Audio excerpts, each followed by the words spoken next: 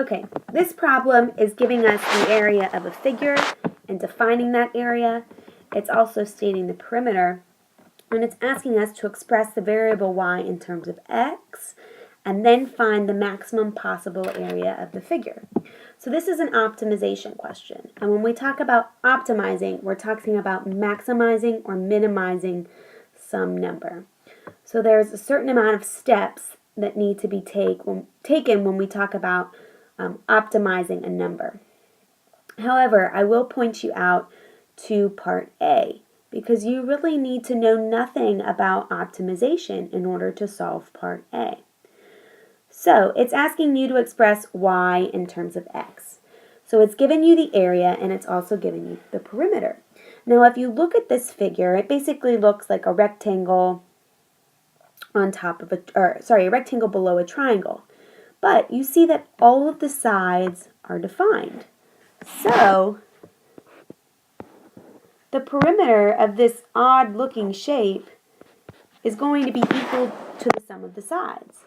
So 1.3x plus 1.3x, and then we have another x down at the bottom, plus y plus y. Now remember, when you're adding variables, an x is just simply saying 1x. So you don't ever want to forget that one. It's just a simplified way of writing it. So 1.3x plus 1.3x plus 1x is going to give you 3.6x.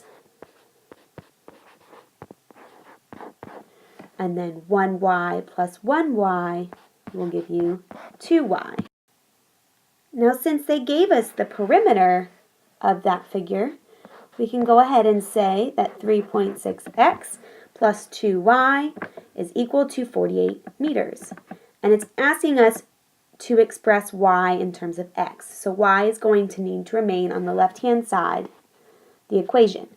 So we will go ahead and subtract 3.6x from both sides.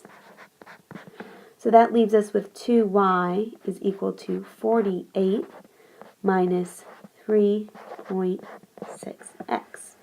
Now we can go ahead and simplify this by dividing both sides by 2, which leaves us with y is equal to 24 minus 1.8x.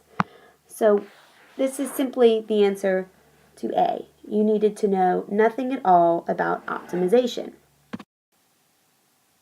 Okay, so when we talk about optimizing, we're talking about maximizing or minimizing something. So there's a certain number of steps that we need to take.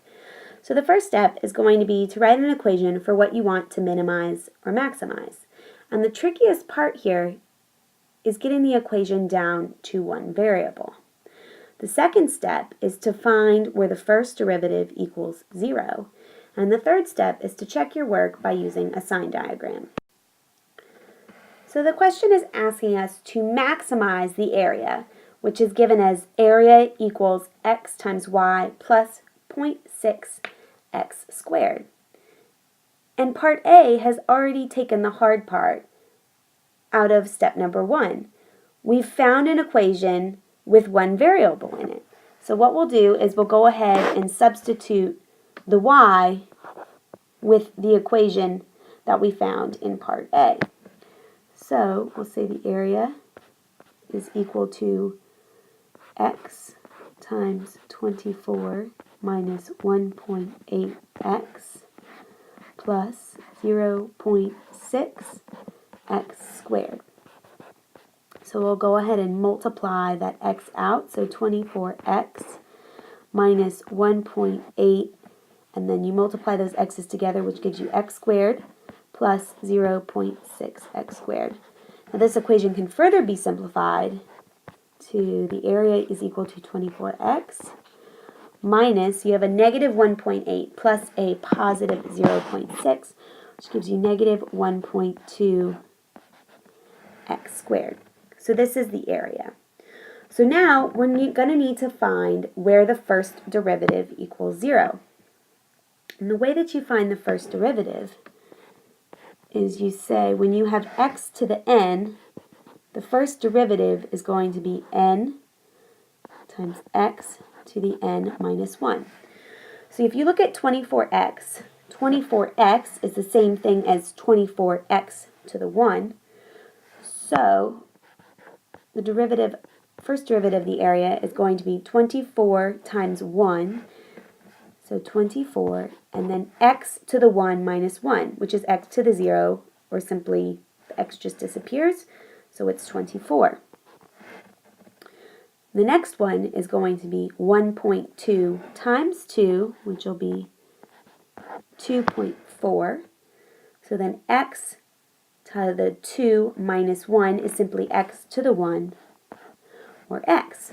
So now that we found the first derivative, we're going to need to find where this is equal to 0. So we'll go ahead and add 2.4x to each side. So 24 is equal to 2.4x. So that is simply x is equal to 10. So now we're going to need to go ahead and check our work. So we'll go ahead and do that with a sign diagram. So we'll draw a line, and over here we'll draw 0, and over there we will draw 10. So basically what we're doing with the sign diagram is seeing if we've actually really found the maximum or minimum. In this question, it's asking us to find the maximum. So what we're going to do is we're going to pick an arbitrary number less than the value of x that we found, and then an arbitrary number greater than x that we found, and to look at those trends. So say we wanted to find the value of 2. So 24 minus 2.4 times 2, that's about 24 minus 4.8, which is definitely a positive number. Okay, so we said 2 over here, that's a positive number. Now how about we pick 20, just to make the math easier for us. So 24 minus 2.4 times 20, so that's going to equal 24, and then that's going to actually be 48, because you have the extra 10 in there. So 24 minus 48, that's going to give you some negative number. So if you were to think about this as a graph, and you were to say, okay, the numbers are increasing here, and we get to 10, and then all of a sudden after 10, the numbers are decreasing, we have in fact found a maximum up here at 10. So if you look at the equation for the area over here, just knowing the x is not going to give us enough to solve for the area. We also have to figure out the value of y. So the easiest way to do that is to go ahead and use the equation for the perimeter. So earlier we found that the perimeter is equal to 3.6x plus 2y. We said the perimeter was equal to 48. So now we can say 3.6 times 10, since we found that x is equal to 10, plus 2y. So that gives us 48 is equal to 36 plus 2y. We'll go ahead and subtract 36 from both sides. So that gives us 12 is equal to 2y, or in other words, y is equal to 6 after we divide both sides by 2. So now that we have found the x and the y, we can finally use the equation to find the area, to find the maximum area. So just to recap, we'll put everything in big over here.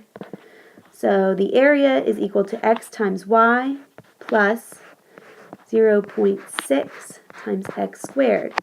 We said that x was equal to 10, y was equal to 6. So the area is equal to 10 times 6 plus 0.6 times 10 squared.